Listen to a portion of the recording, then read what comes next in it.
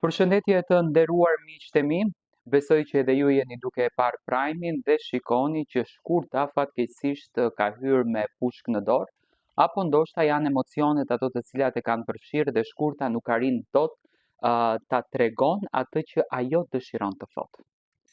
Flasim pikërisht për situatën e ndërtuar mes Elionës. Unë mendoj që Eliona nuk ja tha muhabetin për ta ofenduar, edhe unë po të isha brenda asaj shtëpie do kisha thënë shqyqyr që doli, sepse banorët kanë një qëllim të vetëm.